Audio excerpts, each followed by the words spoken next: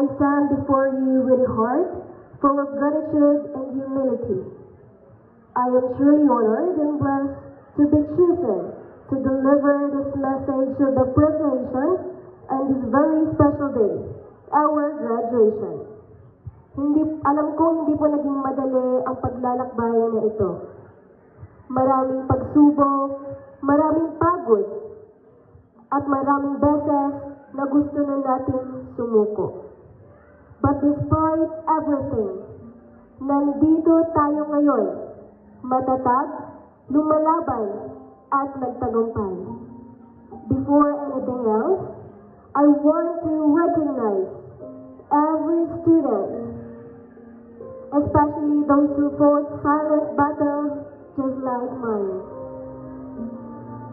Tandaan niyo po na whether you have medals or not, whether your name is called or not, we deserve to be celebrated. Because graduation is not just about awards, but it's about surviving, enduring, and continuing despite everything. So to all of us, completers and graduates, a huge congratulations.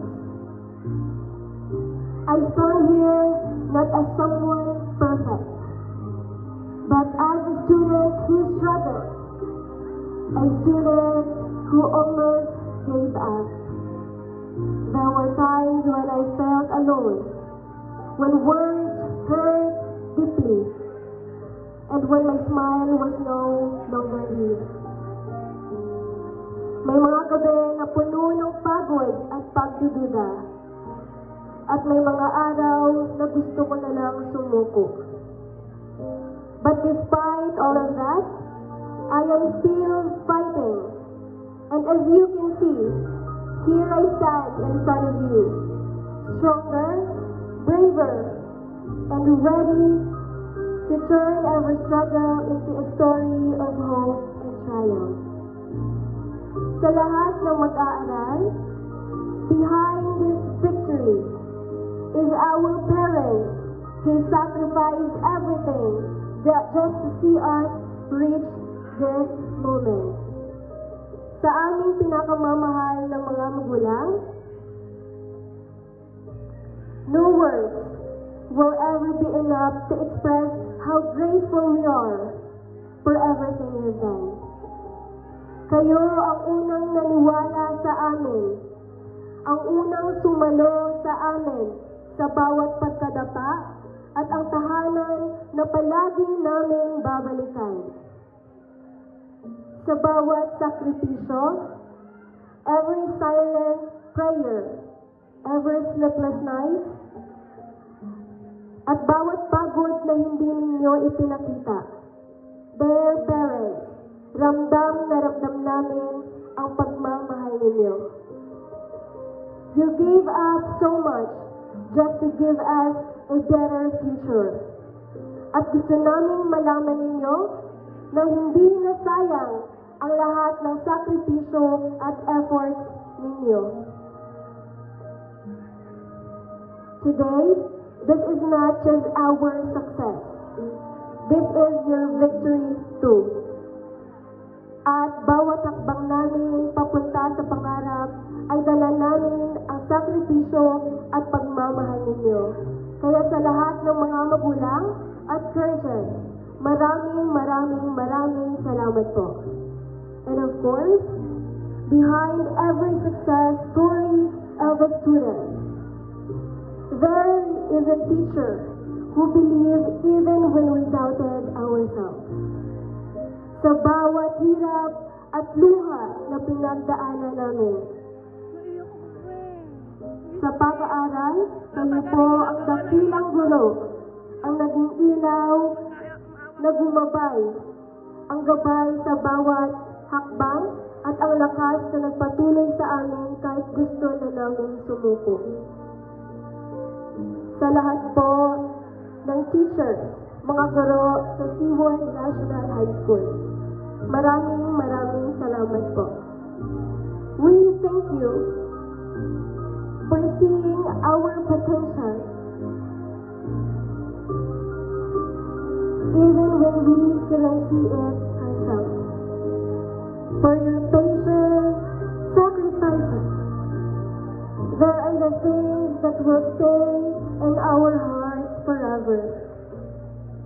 Sa bawat turo, hindi lang kaalaman ang nabahagi ninyo, kundi tapang, pag-asa, at pagmamahal na hindi matutumbasan ni numan. Today, as we celebrate our achievements, we carry with us the lessons you planted in our hearts. We are who we are because of you. Thank you for shaping us, not only our minds, but our souls. Sa lahat ng aming guro, maraming salamat po. To my fellow graduates, today, we celebrate more than just a diploma or the tassel we toss in the air. Today, we celebrate every tear that fell, every sleepless night we endured, and every moment we wanted to give up. But we choose to keep moving. I know that our journey was never easy. There were times when we feel lost, challenges that seem bigger than us, and moments when we thought we couldn't go on. Yet, here we are, stronger, braver, and ready to face the world. Remember this, graduation is not the end. It is the beginning of a new chapter, a chance to chase our dreams, face our fears, and become the people we were meant to be. Students, carry with you the lessons you've learned, the love and support of your family, teachers, and friendships that shape your journey. Be kind, be courageous, and never forget, you have the power to create, inspire, and shine even in the darkest moments. So take a